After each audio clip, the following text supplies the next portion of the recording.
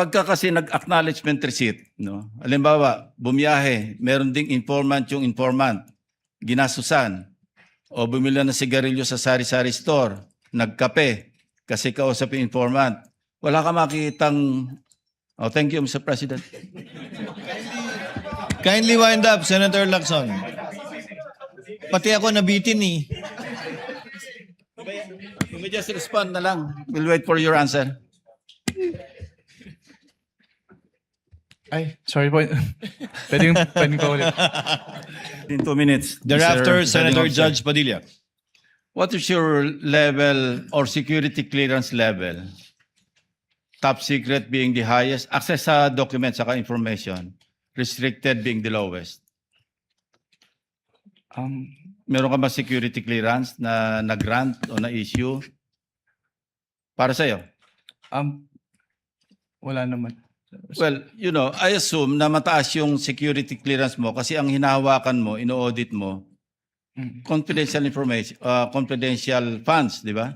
Yes po, Your Honor. So I wonder why wala ka security clearance. Kasi paano ka mag-audit? Kasi pag may intelligence project, naka-vault yan eh. Lahat ng aliases, yun ang nakalabas.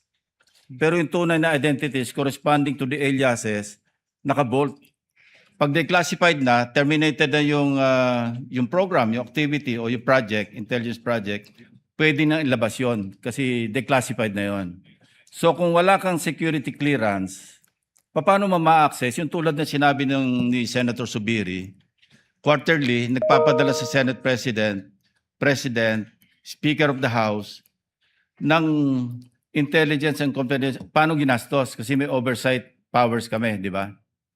So paano ka makakapag-audit properly kung hindi mo alam yung nature ng intelligence project or operation? Kaya kanina tinatanong ko, yung bang evidence of success per activity, ano ba, after surveillance report. And mind you, you cannot call it successful kung negative yung surveillance. Wala nakita eh, pero gumastos ng pera yon. So would you consider that another topic as a success or evidence of success, maski negative yung resulta ng intelligence information gathering, operation or activity, or yung after surveillance report? So kung walang result, negative, ano yun, hindi successful? Hindi pwedeng i-clear? Nakalagay po kasi yung nature ng item is payment of reward. So dapat... No. Pagka kasi nag-acknowledgement receipt, no? Halimbawa, bumiyahe, meron ding yung informant, ginasusan, o bumili ng sigarilyo sa sari-sari store, nagkape, kasi kausap yung informant. Wala ka makikitang, oh, thank you, Mr. President. Kindly wind up, Senator Lacson. Pati ako nabitin eh.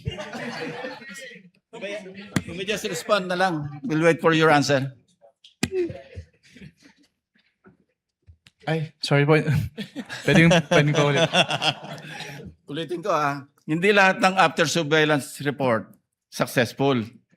Negative eh. Wala nakita. Pero gumastos. Hindi lahat ng intelligence gathering information successful. Kasi negative. Pero may gastos yun. How would you classify that? Evidence of success ba yun o hindi? These are practical questions kasi galing ako dyan kaya alam ko yung kalakaran. Opo. That calls for... Yun nga wala ka security clearance kasi. Kasi naka-vault lahat yan. Pagka intelligence project, naka-vault. Pag declassified, terminated yung project, saka ilalabas yun. Nandun lahat yung mga tunay na pangalan ng mga aliases. Opo. Kumuha ka ng security clearance. Wala nga raw.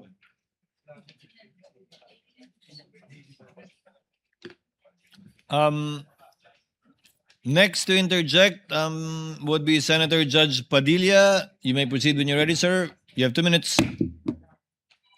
Maraming salamat po, Ginoong tagapamahal ng hukom. Susundan ko lang po yung mga tanong ko kanina, kabayan, Nueva Okay. Ecija. Opo. Yung una pong cheque ay 125 million December 2022. Tama po ba? Yes po, Your Honor. Opo. Batid niyo po ba na ang founding anniversary ng CPP-NPA ay December 26? Wala po akong personal knowledge about that, Your Honor. Opo. Dahil wala po kayong katulad ng sinabi ni Senator Lacson, wala po kayong clearance, ano? Pangalawa, second check po, 125 million, January 31, 2023, tama po? Yes po, Your Honor. Opo. Ang NPA founding anniversary po ay March 29. Batid niyo po ba yun? Wala po akong personal knowledge about that, Okay. Your Honor. Third check, 125 million, April 18, 2023. Tama po ba? Hindi ko po matandaan yung date po ng check eh. May I refer po to the check po. Stopwatch, please.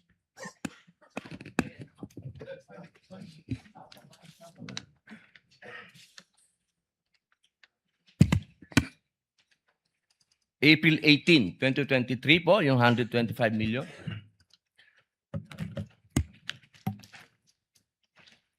Yes po, Your Honor. Opo.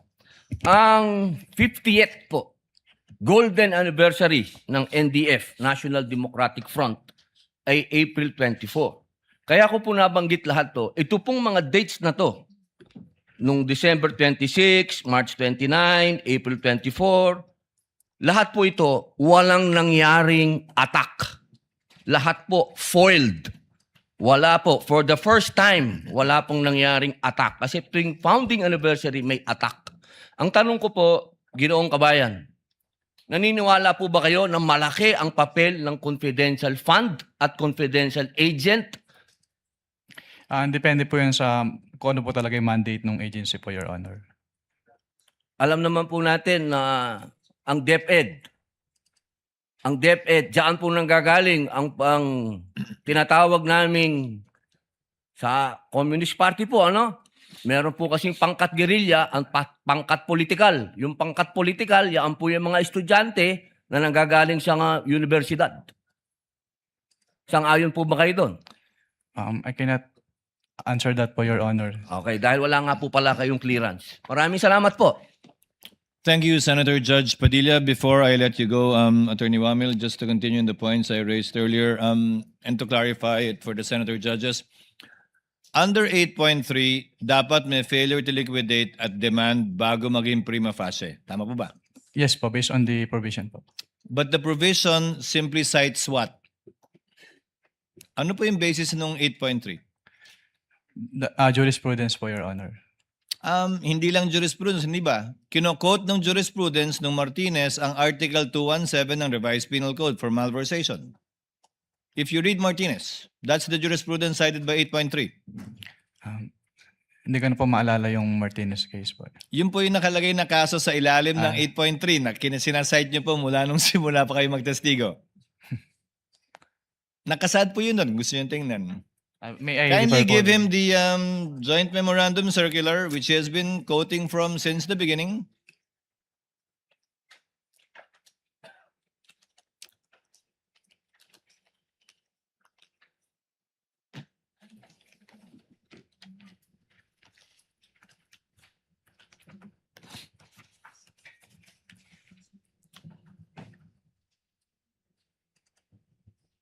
Based on this provision po, yes po, Your Honor.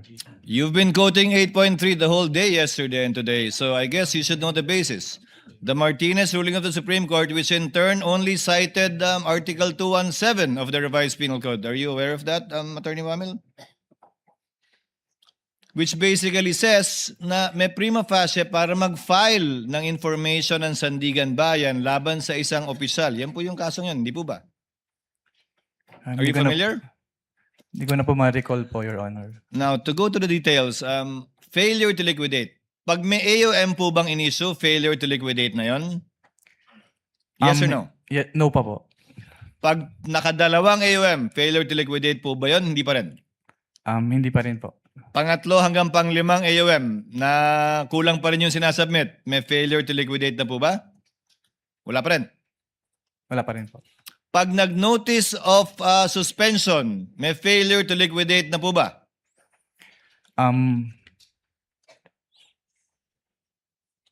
May failure to liquidate na po ba sa inyong interpretasyon? Dahil auditor naman kayo, kapag ka nag-issue na ng notice of suspension. Based on the definition po kasi yung notice of suspension, nakalagay po doon na it appears that the disbursement is illegal, irregular, or improper. So, It appears, but is it within the purview and definition of failure to liquidate according to your interpretation? Failure to liquidate na po ba yun? Hindi pa. yes po, Your Honor, failure to liquidate. Sa pananaw nyo, pag may notice of suspension, failure to liquidate na.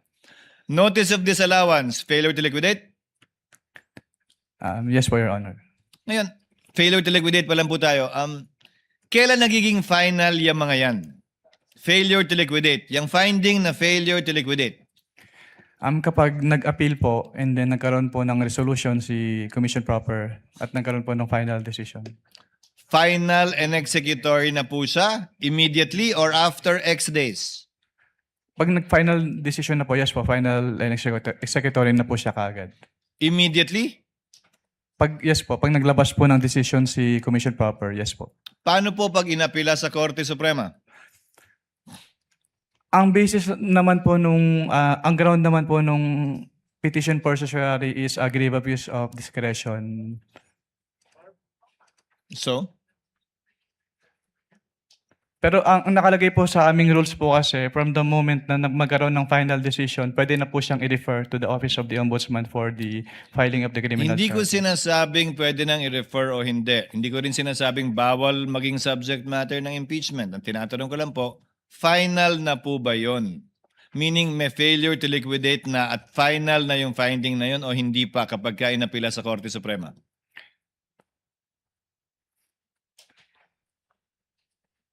As a lawyer, Attorney Wamil, come on. Po. Kasi based on my understanding po, since yung final, kapag nag-issue po ng final order si Commission Proper ng COA, since yun na po yung time na pwede mag-file ng charges, na criminal charge, mag-endorse po for the filing of criminal Hindi charges. po sa filing Ombudsman. ang tinatanong ko. Ang tinatanong ko kung final na po o hindi sa pananaw ninyo. Ang usapan natin kanina, nung tinanong ko kayo, di ba? Yes po. Executory siya, maliban na lang kung may TRO, pero hindi Yes, po. pa final yung decision. Yes po, Your Honor. Pero tama ka, pwede mag-file dahil ang requirement lamang naman para mag-file ay prima facie. Yes Diba? po, Your Honor. Yun nga yung sinasite yung kaso sa Martinez. Yes po.